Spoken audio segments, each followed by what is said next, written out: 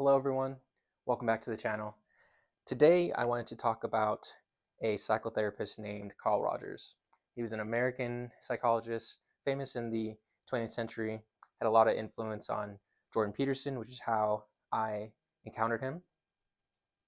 I then read a few of his books on becoming a person, a way of being, on personal power, if I remember that title correctly. And then he wrote a book about marriages. I want to say it was because it was called Becoming Partners or On Marriages, one or the other. The first two books I highly recommend and will be the primary sources for what I'm going to talk about over the next few minutes. So Rogers believed that all genuine relationships could be cathartic and therapeutic. His notion of therapy was called client-centered therapy initially, I believe, and I think today it's called person-centered therapy. He also coined the term active listening, which is something that is more mainstream. I believe that uh, Chris Voss also had a hand in making that more famous. Chris Voss is a FBI or was a FBI hostage negotiator, and he wrote a book called Never Split the Difference. And so Rogers believed that, I want to say that he believed that people were inherently good and wanted to either consciously or unconsciously integrate their personality or their psyche. And what he meant by that was the alignment of a person's experience, feelings, thoughts, and words. He believed that people wanted to do this naturally, but there were things that got in their way. Perhaps sometimes they even got in their own way. And he believed that dialogue, productive dialogue, could help a person along that journey. He laid out 6 conditions for personality transformation within a therapeutic relationship. The first condition was that the person or the client, I'm just going to use the word person here, the person had to have some sort of psychological problem. The second condition was that the person and the therapist had to be in psychological contact.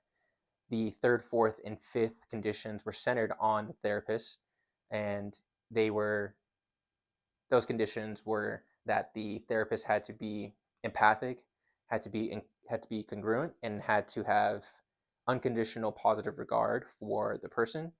And then the final condition was from the perspective of the person, and this condition stated that the person had to believe that the therapist was empathic and actually had unconditional positive regard for them. I like those conditions, although not sure if I agree fully with all of them, but I believe that it's a very useful framework for how to engage in any kind of relationship that you're hoping to foster, one that you're hoping to uh, turn into something meaningful that can help you grow and is just ultimately good for your life. It's easy to walk around thinking that you have good relationships or expecting to just, if you spend time with people, you will make those great relationships. And that definitely can happen. At the same time, I believe that having some sort of framework to delineate the possible skills or aspects of the other person or the relationship that you should attend to, given the goal of wanting to foster a good relationship, I think that that can be helpful. So Rogers, in one of his books, condensed those conditions into 3 what I'm calling ways of being. I'm not sure if I can't remember if that's what he called them, but that's how I remember them. And so he believed that there were 3 primary ways of being that would facilitate personality transformation in a relationship. And so the first way of being was that of empathy. The second was positive regard, unconditional positive regard, and the third was congruency. And so let's take some time to talk through all of those.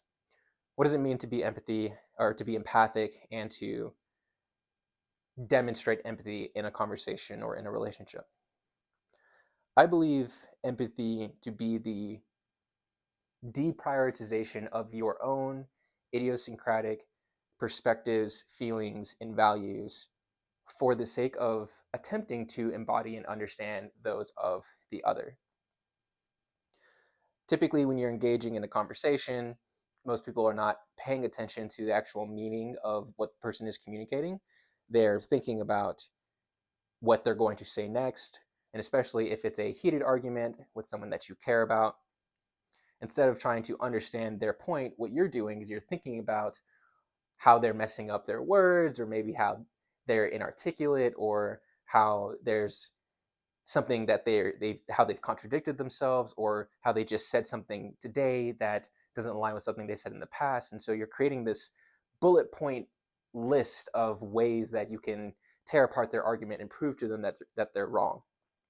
And so what most people do in these situations, and as I'm speaking, I am definitely including myself in this group, in all of these groups that I'm going to be talking about. We want to win the argument instead of trying to search for the truth.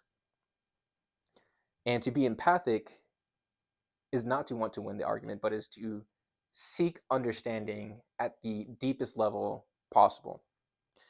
And one of the ways that you can instantiate this and practice this is to summarize what the person is saying back to them before you give a response. And Rogers talks about this in a book. I believe it's a book predicated on an essay, but it's called Active Listening. It's about a 35 or 40-page book. Very quick read, but very useful, very, very influential in me.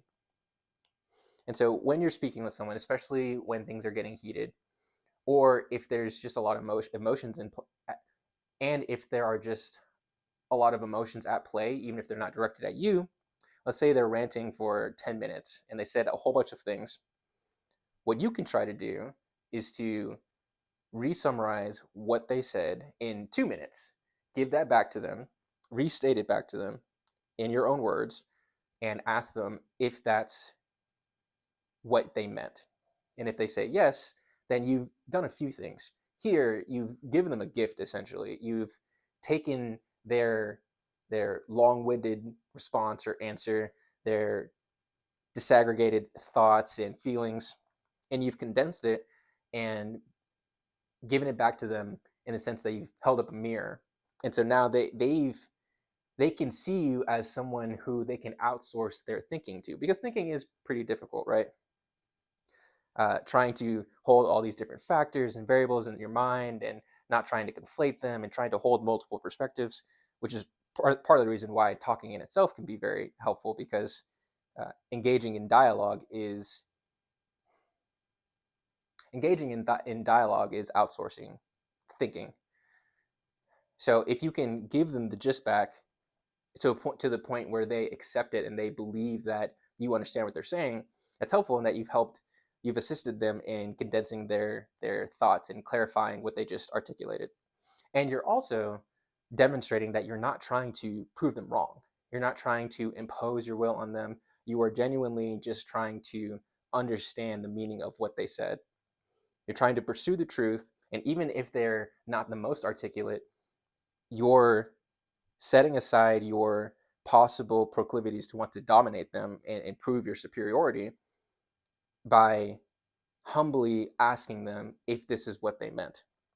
So demonstrating empathy in that manner is very helpful. It's very difficult, but the payoff is definitely worth it.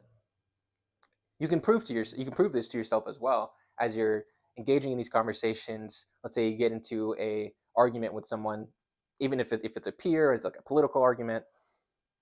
See if after they've given their 5-minute rant, see if you can summarize what they've said back to them. And if you can't, well, then you know that you weren't paying attention, and then you can ask yourself, well, why weren't you paying attention? And there could be various reasons for that, but it's definitely a useful reflective tool that not only reveals aspects about the other person, but can be very insightful in terms of your own introspection. All right. Second way of being was positive regard. What I understand this to mean is to have unconditional positive regard for someone is to convey to them that you believe that they are of value no matter what they've done, no matter what they're thinking, no matter what they've experienced. They are a divine being, someone who deserves to exist in society, and someone who possibly just needs some help. But I would say to have unconditional positive regard is not to judge them, is to be fully accepting of their true being, whatever that is.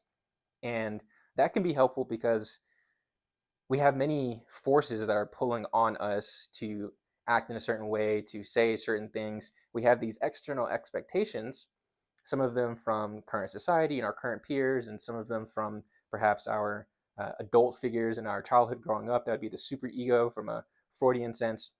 We have these forces that are pushing on us, and if we over identify with some of these forces, or if we succumb to them too much, then we can lose sight of who we really are. And part of trying to find who you really are is believing that you are someone worth discovering, and having unconditional positive regard can help other people believe in this notion when it comes to who they actually are. Now, the third way of being was congruency. Congruency also, in my mind, I think about being genuine, I think about being authentic. This means having your experiences, your emotions, your thoughts, and your words in full alignment. And so when you're speaking with someone, here you can be a little judgmental. You can be blunt if you would like. Obviously, you're not going to be rude. Um, but the point of having a congruent posture is to honestly reflect back the experience and the emotions that manifested in you as you were listening to the other person speak. Now, to be congruent, again, it still requires humility, and it still requires to a lesser degree than empathy, it requires the quieting or the dampering of your own feelings and thoughts to an extent, because you have to be honest and you have to be true about what you're experiencing and what you're feeling. But you also have to understand that you don't know the ultimate truth. You don't exactly understand everything about this person in every single detail. But the benefits of being congruent is that you're building trust with this person. You're not trying to please them. You're not just trying to uh, give them the answer that you think they want to hear. The point of being congruent is, again, with the alignment of your experience, your feelings, your thoughts, and your words, is that you're developing this clear mirror for this other person to be able to look at themselves. And so if they say something that um, frustrates you, tell them that. And you can use, Rogers had specific phrases and words that he used to not make it, to not turn the dialogue into a competition or into a sort of targeting scenario where I'm telling this person that they did something wrong, or I'm telling them that they have a problem.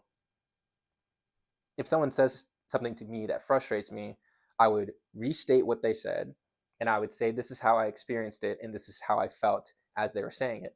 And then I would just pause there and let them respond there. Again, being congruent is useful because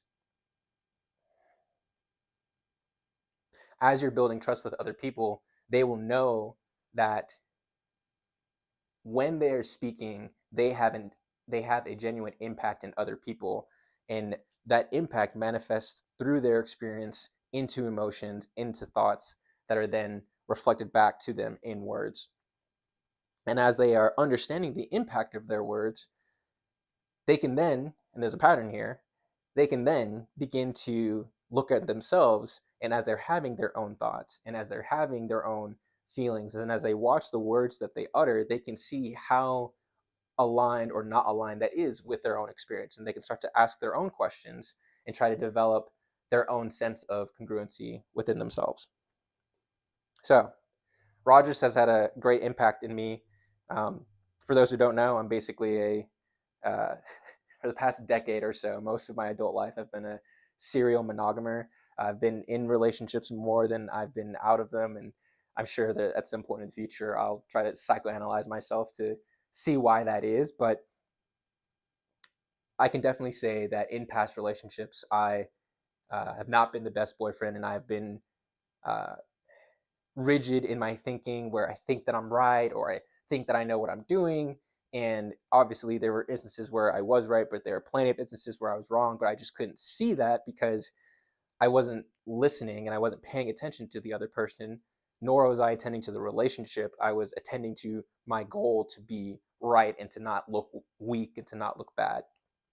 And so reading Carl Rogers has helped me develop a sense of humility, or at least understand the importance of developing a sense of humility and maintaining the ultimate goal in mind. And for me, it is to reduce the most amount of unnecessary suffering for the most amount of people. And one of the ways to do that is to develop cathartic relationships predicated on the conditions established by Rogers and embodying the ways of being that he articulated, so that way I can help people integrate their personalities and their psyches, and then hopefully do the same for myself. So thanks everyone for listening. If you're interested in Carl Rogers, I highly recommend reading A Way of Being and On Becoming a Person. If you Google or if you YouTube Jordan Peterson, Carl Rogers, you'll hear plenty of his lectures and you'll hear plenty of his lectures and some seminars that he's done and some lectures that he did where he was at the University of Toronto. Um, if you're interested, I hope that you all found this to be useful and of value, and I'll see you in the next video.